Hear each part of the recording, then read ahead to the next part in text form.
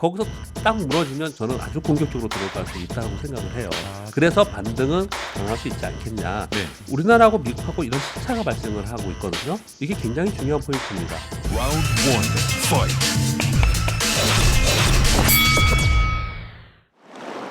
안녕하세요. 박종원의 경제한방입니다. 이 최근 들어서 더욱더 이 증시의 향방을 알기가 어려운 시기가 됐는데요. 물고기를 잡는 방법, 증시에서 대처하는 방법에 대해서 교보증권 박병창 부장님 모시고 좀 알아보겠습니다. 안녕하세요. 예, 안녕하십니까. 일단 어쨌든 연초니까 예. 새해 전망에 대해서 좀 궁금한데요. 예. 뭐 나스닥도 최근 들어서는 좀 조정을 보이고 있는데 우리나라는 좀 더 오래되다 보니까 많은 분들이 좀 답답해 하시는 것 같은데 예, 예. 전망을 어떻게 보시나요? 네, 우리 시장이 지난 10월부터 4개월 동안 고점 3,050포인트, 저점 2,900포인트로 있었고요. 2,900포인트를 살짝 내려간 것은 작년 11월인가 한번 있었죠. 네. 2,822포인트가 있었고요. 계속 이 안에 갇혀 있는 상태고, 최근 들어서 또 답답해하는 것은 연초 효과에 대한 기대감이 좀 있었는데 이제 수급상에 좀 왜곡이 현상이 좀 있었고요. 그래서 우리 시장이 전반적으로 좀 해외 시장 대비 지금 상대적으로 굉장히 약해요. 그러다 보니까 지금 소위 센티멘트라고 하죠. 심리적으로 굉장히 위축되어 있고요. 시장 자체에 대해서 화가 나는 네. 그런 상황이 좀 되고 있습니다. 네. 일단 매크로에서 미국이 금리 인상을 시작하고 거기에 소위 QT 양적 긴축을 한다고 하니까 기본적으로 시장에는 악재가 나와 있는 상태고 그 경로를 지금 이제 밟아가고 있는 상황입니다. 그런 상황 속에서 뭐 만약에 금리가 올라간다 하더라도 시장이 좀 상승을 하려면 경기가 뒷받침돼야 되는데 경기마저도 지금 둔화의 우려를 지금 하고 있는 상황이기 때문에 전반적으로 좋지 않은 그런 상황은 분명히 맞습니다. 근데 시장은 좋지 않은 상황 속에 얘기들이 나오면서 그런 것들이 쌓이고 쌓여서 막 폭발하는 상황이 되면 이제 그러면 저점 좀 찍겠죠. 근데 네. 지금은 이제 아직까지는 그런 답답한 상황이 있다 이렇게 보시면 될 것 같고요. 사실 미국 시장 보더라도요. S&P 500이 2019년도에 28% 상승했어요. 2020년도에 16%, 작년에 26.8% 상승했습니다. 3년 연속 20%대 전후에 20% 이상의 이렇게 급등을 했는데 이번에 어떻게 이렇게 또 급등을 하겠느냐라는 거죠. 근데 우리 시장에서 예전부터 오랜 경험을 했거나 또 아니면은 좀 어려운 시장을 경험했던 분들은 이것이 좀 과열이었구나 또는 이제 여기서 뭐 가격하게 가지 못하고 좀 박스권에 있겠구나 이런 생각을 좀 할 수 있었는데 사실은 재작년에 들어왔거나 또 작년에 들어왔던 분들은 시장이 이제 위쪽으로만 바라보는 주식시장이라는 게 경기 물가 상승률과 함께 계속 올라가는 거 아니야 뭐 이런 논리들을 계속 폈잖아요. 그랬었죠. 네, 그러니까 계속 위쪽을 바라보고 있기 때문에 지금 상대적 박탈감과 어려움이 굉장히 많은 거예요. 전반적으로 매크로 환경이 그런 상황이고요. 그런 상황 속에서 우리 시장은 상대적으로 더 약하게 지금 진행이 되고 있습니다. 네. 약하게 된 이유들이 또 있겠죠. 그렇게 보고 있습니다. 근데 이게 일부 전문가분들은 이렇게 말씀하신 분들이 네. 지난해 한 가을부터 있었는데 네. 우리나라 증시는 이전부터 조정을 받았기 때문에 예. 미국 증시는 계속 올라갔고 예. 그러면 상대적으로 싸니까 우리는 뭐 내년에 좋을 것이다. 즉 그게 올해잖아요. 작년 네네. 하반기에. 예. 그런 분들이 많았는데 실제로 미국 증시 조정을 받을 때 같이 조정을 받고 있더라고요. 그럼 어떻게 봐야 되는지 국내 증시 좀 더 파고 들어간다면 어떤 문제가 있을까요? 미국 주식시장이 하락하는데 우리 시장 디커플링 되면서 우리 시장은 상승하고 그럴 수는 없고요. 그렇죠. 네, 그리고 아무래도. 과거에도 그랬지만 지금 더더욱 그렇습니다. 네. 지금 더더욱 예전보다는 훨씬 더 연결고리 베타 계속 훨씬 높은 상황이고요. 그렇기 네. 때문에 지금 이제 그런 상황은 아니고 그리고 우리 시장이 상대적으로 더 약했던 것들에 좀 말씀을 좀 드려보면요. 뭐 여러 가지 요인들이 있겠지만 심리적으로 위축이 많이 됐어요. 화가 나는 요인들이 많았습니다. 그런 게 네. 뭐냐면 이런 거예요. 물적 분할. 그렇죠. 계속 떠들었던 물적 분할. 네. 그리고 주주들한테 정말 충격이었죠. 1월 3일 첫날부터 오스템 임플란트 사건 네. 터졌죠. 또 카카오 얘기 지금 뭐 네. 먹튀니 어쩌니 계속 얘기 나오고 투심을 있죠. 다 꺾어놓는 일이군요. 그러다가 또 매드팩토에 네. 또 뭐 부작용 얘기가 나왔죠. 네. 셀트리온 얘기 또 나왔죠. 네, 또 그렇죠. 신라젠 어제 또 얘기가 있었죠. 네. 정말 악재들이 계속 나왔군요. 네, 이런 얘기들이 자꾸 나오니까 야 우리나라는 이게 뭐냐. 그래서 자조적인 얘기도 많이 나오고 있는데요. 엊그저께인가 자료에 이런 얘기 있더라고요. 그래서 재밌어서 말씀드리면요. 모 증권사의 모 애널인 것 같은데 네. 근데 그분이 이런 얘기를 하더라고요. 애플페이 상장된 거 봤냐. 네. 애플 엔터테인먼트 봤냐. 그렇죠. 애플 봤냐. 걔네들은 네. 오롯이 기업이 성장을 하고 수익을 내면 주주환원의 정책으로 가고 기업의 성장성을 바라보고 가는 거지. 맞습니다. 우리처럼 이렇게 안 하지 않냐. 우리나라 이게 문제다. 이게 디스카운트 요인이다. 네. 그래서 이제 그분은 결론적으로 그래서 그러면 어떻게 해야 되냐? 그래 그래요? 애플 사자 뭐 이러는 얘기를 그건 좀 결론이 갑자기 굉장히 우울해지는데요. 충분히 그 자조적인 얘기가 가슴에 와닿는 그런 네. 상황이었고 그래서 참 여러분들이 지금 좀 화병 걸릴 정도로 시장이 네. 좀 답답해 있다 이렇게 좀 생각을 합니다. 질문 주신 거에 답변을 좀 드리면요. 우리 시장이 상대적으로 하락폭이 좀 작을 수 있는 가능성은 있어요. 우리 네. 시장이 딥커플링 되면서 우리 시장은 상승한다. 이거는 좀 어려워요. 그건 네. 어렵지만 상대적으로 선방할 가능성은 좀 없는 건 아니에요. 이번 1월 달에 우리 시장이 상대적으로 굉장히 약했잖아요. 네. 아시아 주요 시장 안 빠졌습니다. 네. 여러분 대만은 신고지수 근처에 있어요. 프랑스, 독일 그리고 다우 산업지수 다 신고지수 근처에 있어요. 네. 금리 인상 때문에 나스닥이 고점으로부터 많이 빠진 거고 그리고 우리나라가 그 영향을 많이 받으면서 소위 성장주가 많기 때문에 많이 빠진 거거든요. 근데 그런 흐름을 잠깐만 좀 말씀을 좀 드려볼게요. 지금으로부터 가장 최근에 있었던 금리 인상이 언제가 있었냐면 2015년 12월 16일 날 있었어요. 네. 그때부터 2월 중순까지 2개월 조정을 보였거든요. 그때 미국 시장이 어땠나 말씀을 드릴게요. 미국 시장은 나스닥 18% 하락, 다우 12% 하락, S&P 500 13% 조정을 보였습니다. 조정 하락을 보였거든요. 네. 근데 그때 미국 시장이 어떻게 움직였냐면 12월 16일 전에 상승했어요. 네. 그러다가 2달 동안 빠졌다가 그다음에 어떻게 했는지 아십니까, 여러분? 내리 상승했습니다. 그렇죠. 2016년, 계속 2017년 올랐죠. 네. 계속 상승했어요. 이후 재상승했어요. 네. 즉 금리 인상하는 구간의 조정을 보였다가 다시 상승을 했습니다. 네. 그러고 나서 다시 빠진 게 언제냐? 양적 기축을 하는 2018년도에 다시 하락을 했어요. 네. 즉 금리 인상을 하는 동안에는 시장이 2개월 동안 조정 하락을 보였지만 그것으로 인해서 시장의 방향이 바뀌지는 않았고 네. 진짜로 시장이 바뀐 거는 2018년도에 됐다라는 거죠. 있는 그대로만 먼저 말씀을 드리면 지금 좀 전에 말씀드렸는데 그렇다는 거예요. 그럼 현재 미국의 상황이 어땠냐? 어떤 상황이냐? 나스닥이 최고점 대비 11.7% 빠졌습니다. 1월 한 달 동안 얼마 빠졌냐면요. 7.27% 빠졌습니다. 네. 생각 여러분 못 하셨죠? 엄청 많이 빠졌어요. 많이 빠졌네요, 진짜. 네. 다우가 약 3% 빠졌고요. S&P 500이 약 4% 빠졌어요. 그러면 이걸 봐서는 지금은 아래로 좀 하락폭이 조금 더 있겠구나.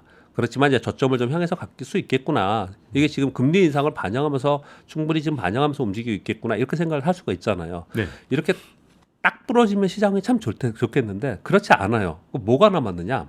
이때 2015년도, 16년도에 금리 인상하고 나서 무려 2년이 지나고 나서 양적 긴축을 했거든요. 네. 근데 이번에는 양적 긴축을 빨리 해야 된대. 네, 그렇죠. 같이 해야 된대. 네. 이러고 있는 상황이에요. 네. 그러니까 그때보다 더 충격이 크지 않겠냐. 이런 얘기들을 하고 있는 거거든요. 네. 자, 미국 시장만 먼저 말씀드렸습니다. 그러면 그 시기에 우리나라 시장이 어땠나 좀 말씀드려볼게요. 네.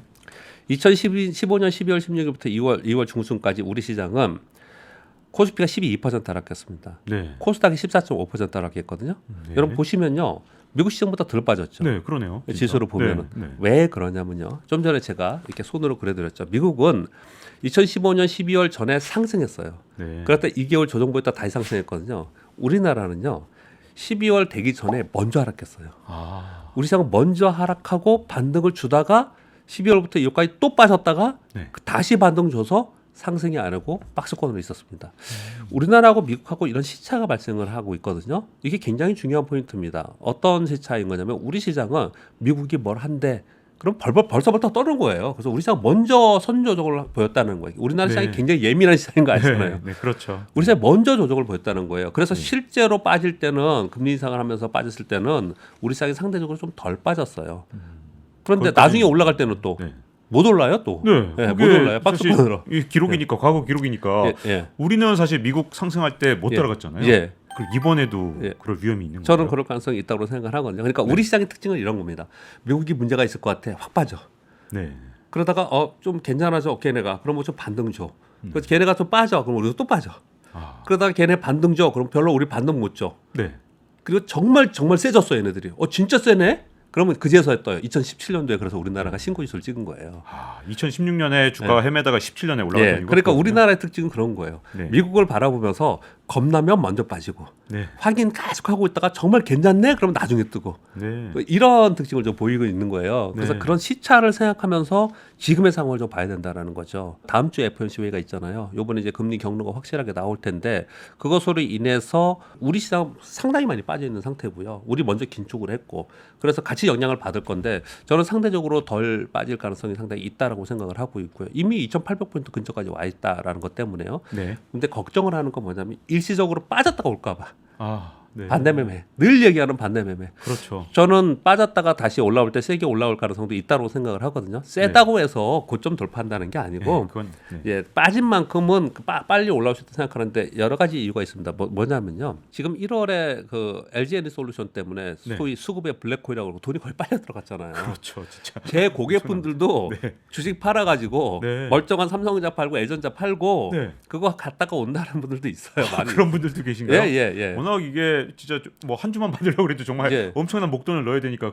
이제 청약이 끝나지 않습니까? 네. 지금 좀 전에 보니까 100조 넘었다고 지금 얘기를 해요. 와, 개인적으로. 그러면 도대체 얼마를 넣어야 지금 그러니까요. 5주 받으려면 얼마 넣어야 됩니까? 도대체? 어마어마한 자금이 지금 들어가고 네. 있는 거예요. 100% 네. 들어가진 않지만 증거금을 넣어야 되니까. 네. 그러니 이게 이제 블랙홀에 대해서 수급적 왜곡 현상이 발생이 됐다라는 거죠. 네. 이런 부분이 하나가 있고요. 또 한 가지 저는 이거보다 중요하게 생각하는 거는 우리 기관 투자가들이 올해 연초 들어서 엄청나게 벌었습니다. 네. 특히 연기금도 많이 팔고 투신도 많이 팔고 금융투자가 파는 건 이해가 돼요. 네. 왜냐하면 작년 연말에 배당량 매수를 했던 것을 팔았기 때문에. 그런데 이 나머지 연기금, 사모펀드 그리고 투신에도 많이 팔았거든요. 네. 엄청나게 많이 비워놨어요. 네.